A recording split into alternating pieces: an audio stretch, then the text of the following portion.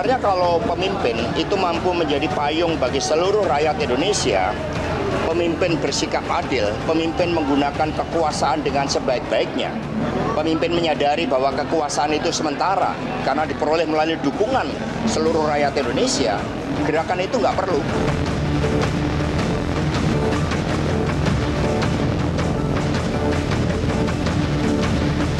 Isu impeachment, pemakzulan, udahlah nggak usah dianggap serius, nanti hilang dengan sendirinya, ya kan?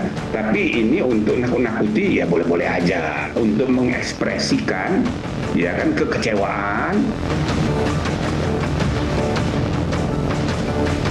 Jadi mekanisme yang ada itu sangat jelas mengatur mengenai pemakzulan dengan syarat yang sangat ketat. Jadi kalau di luar itu adalah tindakan inkonstitusional.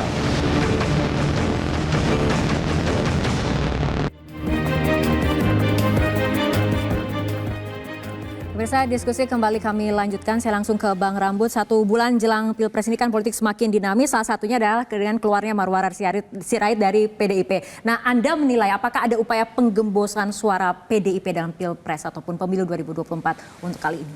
Kalau itu mungkin saya nggak bisa jawab karena ini soal internal PDIP ya. Gitu. Apapun alasannya Marwarar untuk keluar ya. Itu kita nggak, menurut kami sih, kalau saya sebagai anggota TPN ya, itu bukan wilayah kami gitu, itu urusannya PDIP. Apakah itu merupakan upaya penggembosan? Ya bisa iya, bisa tidak. Tapi tentunya tindakan itu memang negatif gitu. Tapi saya rasa negatif adalah mengembosi suara Ganjar juga menurut Anda seperti itu atau bagaimana? Ya kalau secara politik kan interpretasinya bisa begitu gitu. Apakah itu hasilnya seperti itu belum tentu gitu ya kan. Artinya mungkin nggak ada sama sekali, itu tindak suatu peristiwa yang remeh aja gitu, ya kan. Kita juga nggak nganggep terlalu serius gitu ya. Kalau kita di TPN nggak ada nganggep itu sesuatu yang serius gitu, dan itu juga wilayahnya partai ya PDIP. Jadi itu memang harus ditangani oleh PDIP sendiri. Tapi saya juga mau melihat ya bagaimana reaksi orang tentang pemakzulan dan tadi disampaikan oleh Mas Hasto ya. Menurut saya jangan dianggap remeh. Yang ngomong itu bukan dari 01 atau 03. Ini yang ngomong ini tokoh-tokoh bangsa.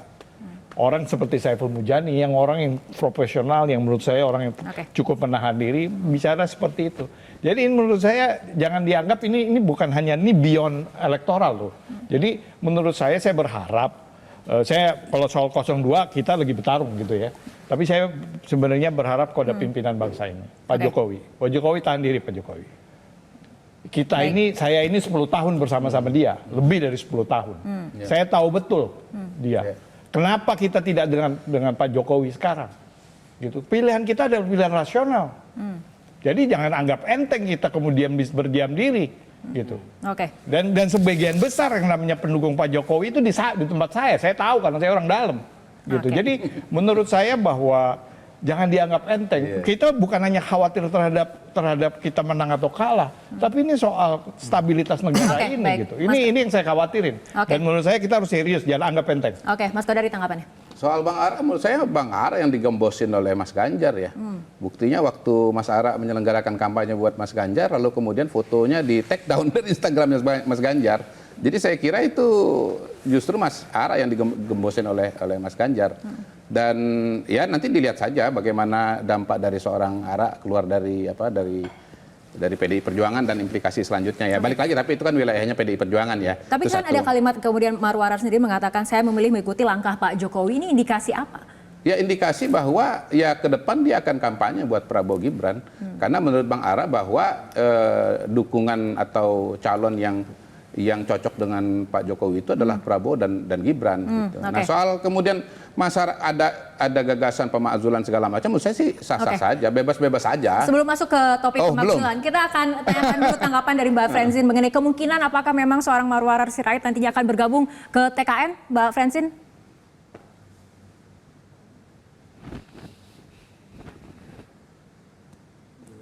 Kami menghormati apapun keputusan Bang Ara nantinya. Kalau misalnya memang sejalan dengan ikut Pak Jokowi, kemudian merasa nyaman dan aman dengan bergabung dengan TKN Prabowo Gibran, tentu kami akan menyambut dengan senang hati.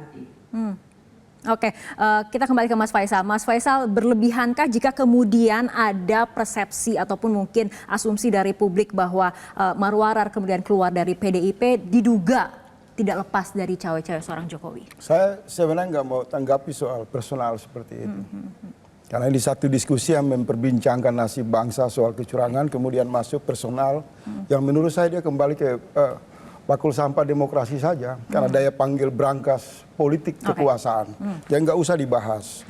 Kita fokus tema. Sebenarnya ada satu masalah yang sangat mendasar di dalam pemahaman kita soal kecurangan. Pilihan terminologi ini menurut saya ini satu penipuan besar. Dan ini banyak artikel-artikel saya mengkaji tentang sistem dan perilaku politik. Menurut saya kenapa kecurangan itu bisa berjalan mulus, dibiarkan oleh penguasa, karena dia lemah dari sisi pembahasaan.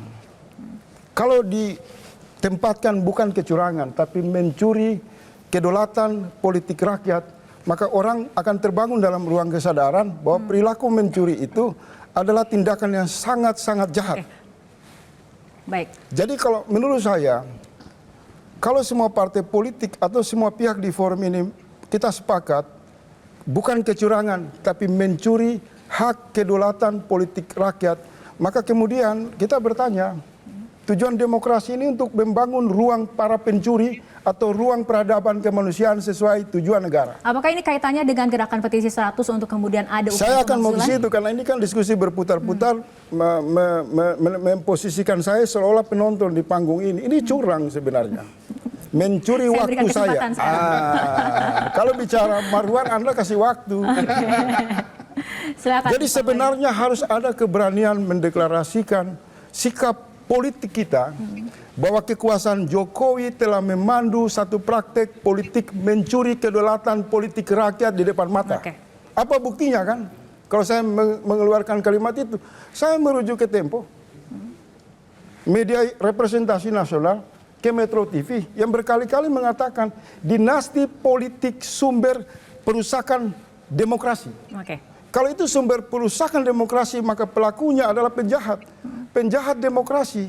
Saya mau ingatkan buat semua pihak, kalau laju kecurangan ini dipandu oleh Presiden Jokowi secara terang-terangan dengan keluarga intinya dibiarkan, maka sebenarnya kita menuju kepada ancaman disintegrasi bangsa. Kenapa?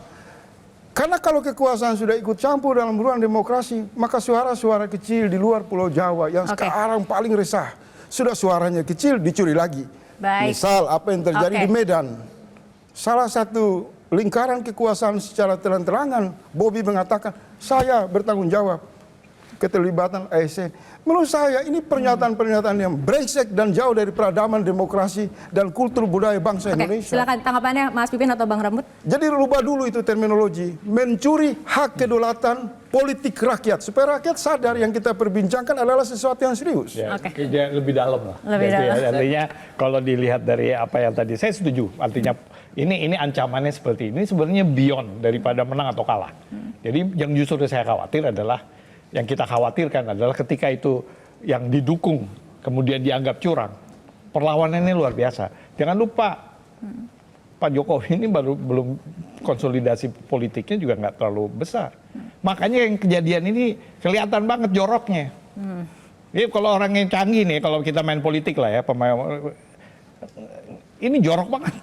Semuanya kelihatan dan memang teknologi dan segala macam orang merasa pamer, ada di sosial media seperti para kepala desa sambil ngomong beramai-ramai seperti memuat sumpah secara terang-terangan. Ini kan sebuah bukti-bukti bahwa dan orang melihat dengan mata telanjang gitu loh. Dan ini menurut saya kita harus concern. Ini bukan ya soal menang itu soal konsentrasi kita di dalam Pilpres, tapi jangan lupa ini di luar itu semua dan kita pantas untuk khawatir dan kita harus beramai-ramai berteriak kepada pemimpin nasional untuk mengatakan stop. Baik. Saya ada 3 hal, Rara. Pertama, memang bicara tentang kecurangan itu semacam kita bicara tentang hantu. Hantu itu diyakini ada tapi dibuktikannya agak rumit. Karena memang ada problem yang saya sebut soal prosedural yang saya kira memang jelimet sejak adanya pemilu yang dilaksanakan secara langsung. Yang kedua, indikasi-indikasi kecurangan kan ini dirasakan. Ada sesuatu yang dianggap transparan, telanjang dan itu dianggap melanggar. Kan itu yang sebenarnya disampaikan oleh nomor 1, nomor 3, yang saya kira eksposur politiknya selalu mengatakan bahwa ini ada sesuatu yang tidak fair, tidak adil, bagi-bagi sembako, bagi-bagi susu, hal-hal yang sifatnya gratis, yang jelas-jelas tujuannya adalah untuk memobilisasi dukungan politik. Kalau itu kemudian dibuktikan di Bawaslu agak rumit karena tidak ada delik yang bisa membuktikan itu sebagai sebuah pelanggaran. Tapi bahwa gerakan-gerakan itu sebagai upaya untuk menggerakkan dukungan ke paslon tertentu, iya, kan itu common sense. Inilah yang kemudian melahirkan apa yang disebut nomor 3. Orang-orang seperti Bang Faisal ini muncul di mana-mana, speak up bahwa ini indikasi kecurangannya sudah tidak bisa ditolerir. Maka muncul Pemakzulan ada juga isu wacana soal itu sebagai bentuk kekecewaan. betul, menurut Anda? ini soal distrust aja yang kemudian muncul di kalangan aktivis, di kalangan kelompok civil society soal bagaimana kecurangan ini melampaui batas-batas prosedural, bahwa bernegara, bahwa pemilu, bahwa demokrasi ada sesuatu yang disebut dengan habit politik, ada civic cultures yang di situ harus dijaga. Kalau di negara-negara lain mungkin presiden mendukung kandidat yang satu partai, yang seiman secara politik, nggak ada soal. Misalnya Obama mendukung Hillary, nggak ada soal. Tapi di kita itu dianggap haram gitu loh. Kan itu yang dianggap kemudian menurut banyak orang. Janganlah Pak Presiden itu cawe-cawe, janganlah Pak Presiden itu terlampau jauh misalnya dalam urusan politik elektoral. Inilah yang saya kira soal kultur politik berbeda, di mana kekuasaan, di mana penguasa itu seakan-akan tidak boleh terjun dalam dunia politik secara langsung. Berdirilah di banyak kaki, jangan hanya berdiri di satu kaki. Padahal secara personal bagi saya presiden punya preferensi politik dan itu sah secara politik. Yang nggak boleh menggunakan instrumen dan kekuasaan-kekuasaan politik. Kan itu saja rambu-rambunya. Kalau saya melihat ya, memang politik dinasti yang dilakukan terakhir ya, kasus MK ini kan, MK kemarin itu membukakan mata kita. Dan saya bersyukur ya, banyak para pengamat seperti Bang Faisal, kemudian Prof. Ikrar, Nusa Bakti, Pak Jimli dan sebagainya memilih untuk tidak berpihak kepada salah satu calon. Menurut saya ini ada kemajuan demokrasi bagi kita. Mereka menempatkan diri berada di tengah untuk mengawal bagaimana supaya penegak hukum, penyelenggara, Bawaslu itu bisa fair play. Sehingga mereka mengatakan kalau ada kecurangan, maka pihak ini, para tokoh ini, memang kita harapkan mereka lebih bersuara, lebih kencang.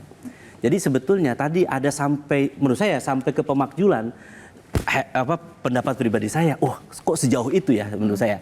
Tetapi mungkin dari pandangan mereka menganggap bahwa ini memang sudah susah untuk diselesaikan dengan cara baik-baik. Tetapi bagi kami, ini ada proses di mana pemilu, kita ingin secara konstitusional, kita diberikan kesempatan agar lapangan ini datar, bukan miring. Dengan cara apa? Kita berharap semuanya bisa melaksanakan dengan baik. Tidak ada upaya pengerahan sumber daya negara untuk mendukung salah satu calon. Tidak ada upaya Bawaslu untuk berpihak kepada satu calon, mengatakan bahwa silakan diproses, tetapi prosesnya tidak sampai melahirkan keadilan di antara yang lain. Saya kira disitulah nanti menjadi tantangan bagi kita. Akhirnya saya tentu berharap, mudah-mudahan tadi wacana yang disampaikan, saya kira bisa jadi, saya tentu berharap ya, meskipun dari PKS, kami ingin pemerintahan Jokowi ini husnul khotimah, pemerintahan yang baik. Meskipun kami oposisi selama 10 tahun ya. Kenapa? Karena kalau terjadi sampai chaos bentoran, maka yang dirugikan kita. Jangan sampai begini, Mbak. Saya ingin katakan begitu. 2019 ya, gontok-gontokan antara pendukung Pak Jokowi dan Pak Prabowo. Sampai ada yang meninggal. Tapi akhirnya apa? Tahu yang didukungnya juga berpindah haluan. Jadi saya kira kita berikan kesempatan kepada jernih. Mas Kodari untuk memberikan komentar. Silakan. Ya, saya nggak menafikan bahwa yang namanya kecurangan itu bisa terjadi ya. Paling tidak dalam konteks pilkada kan ada yang diproses oleh Bawaslu misalnya. Kemudian di dalam proses di MK misalnya ada yang dibatalkan kemenangannya. Jadi itu bisa saja terjadi. Tetapi ya semuanya kan kembali kepada proses yang sudah disediakan oleh undang-undang dan aturan yang ada. Itu pasti ke sana. Kita kan hidup bernegara, ada aturannya. Kalau nggak kita pakai aturan mau pakai apa lagi? Mana masalah nasional disederhanakan? Loh, iya, Anda mau pakai proses apa? Kalau nggak pakai undang-undang, itu namanya anarki gitu. Nah, yang kedua, sebentar. Saya dikasih kesempatan oleh Bawaslu KPU kita. Jadi gini, Kalau bicara pemakzulan, pasti pertama-tama kita bicara proses ya. Prosesnya sudah disediakan. Pertama ke DPR. Jadi beliau ini kan salah ya datangnya ke Menko Polhukam. Jadi saya nanti ke balas, DPR nanti kalau memang sepakat ada pelanggaran dibawa ke Mahkamah Konstitusi. Mahkamah Konstitusi kalau menyetujui dibawa kepada MPR. Jadi menurut saya dari proses itu saja ada problem pemahaman prosedural dari Bang Faisal dan kawan-kawan mengenai soal pemakzulan ini. Yang kedua yang lebih parah lagi adalah Bang Faisal dan kawan-kawan ini tidak paham tentang sosiologi masyarakat Indonesia. Syarat pemakzulan, syarat revolusi itu ada di masyarakat. Pada hari ini tingkat kepercayaan kepada presiden sangat tinggi. 80% sedikit di bawah TNI. Yang kedua, tingkat kepuasan masyarakat juga sangat tinggi. Nggak ada cerita bahwa gerakan semacam ini akan didukung oleh masyarakat gitu loh. Jadi ini semua pikiran-pikiran kecil ya yang kemudian mengapung dan asik sendiri. Istilahnya revolusi dalam secangkir kopi. Itu dia. Mas Faisal, ringkas saja sebelum ada jeda. Silakan. Saya tunggu jeda aja karena dia 5 menit. Baik pemirsa, kita akan tunggu tanggapan dari Mas Faisal, tapi kita ikut jeda berikut terlebih dahulu. Jelajahi cara baru mendapatkan informasi. Download Metro TV Extend sekarang.